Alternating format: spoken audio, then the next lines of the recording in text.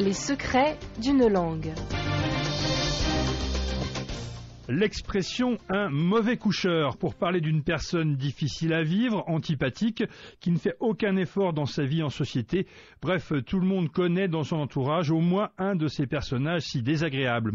Pour comprendre cette expression, explique Claude Duneton dans sa puce à l'oreille, il faut remonter aux usages des anciennes auberges du Moyen-Âge en Europe, au même titre que les voyageurs soupaient à la même table, ensuite ils dormaient dans la même chambre, côte à côte dans le même lit, en tout bien tout honneur évidemment. Ces lits étaient souvent de vastes paillasses pas très confortables, mais qui permettaient de loger tout le monde. Du coup, le choix de son compagnon de lit était le plus souvent dû au hasard, et mieux valait ne pas se retrouver avec un mauvais coucheur. Mauvais coucheur, dont Anton Furtière nous dit qu'il s'agit d'un homme qui fait du bruit la nuit, qui découvre son camarade et qui l'empêche de dormir.